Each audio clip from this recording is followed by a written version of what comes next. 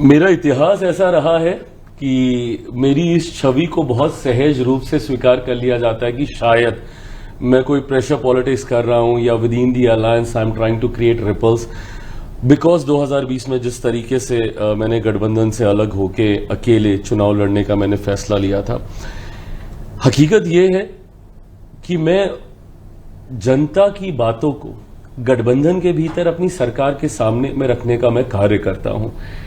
केंद्र सरकार का मैं हिस्सा हूं, वो मंच मुझे मिलता है गठबंधन के भीतर ही अपनी बातों को रखने का। मैं पॉलिसी मेकिंग का हिस्सा हूं, इसीलिए जब केंद्र सरकार से जुड़े हुए विषय आते हैं तो मुझे कैबिनेट के भीतर वो मौका मिलता है अपनी बातों को, अपने सुझावों को, अपने कंसर्न्स को वहां पे टेबल करने का। पर क्योंकि बिहार में मैं सरकार का हिस्सा नहीं हूं, मैं सरकार का समर्थन कर रहा हूं, मेरा कोई विधायक ही नहीं है तो मैं सरकार का हिस्सा हो भी नहीं सकता हूं। तो ऐसे में जब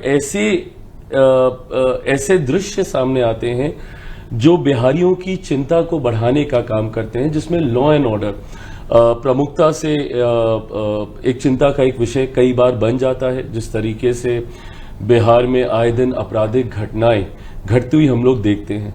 तो ऐसे में मेरा प्रयास रहता है कि मैं सरकार के समक्ष उन बातों को मजबूती से रखूं ताकि उसके ऊपर सकारात्मक फैसले लिए जा सके, क्योंकि यही वो सरकार है जिसने अपराध को नियंत्रित करने का भी कार्य किया।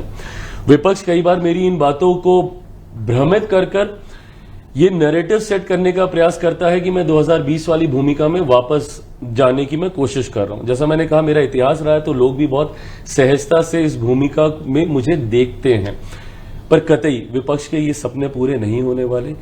जिस गठबंधन में मैं हूं और आज की तारीख में बिहार में ये NDA alliance, I think it is a winning combination. हम 5 दलों का जो ये गठबंधन है ये अपने में एक विनिंग कॉम्बिनेशन है। एक ऐतिहासिक जीत की ओर हम लोग अग्रसर होंगे। मैं ये मानता हूं कि इस बार हम लोग ऑल टाइम हाई 225 से ज्यादा सीटें जीतकर इस बार एनडीए सरकार बनाएगा। आप कह रहे हैं हम साथ साथ हैं? बिल्कुल हम साथ साथ हैं।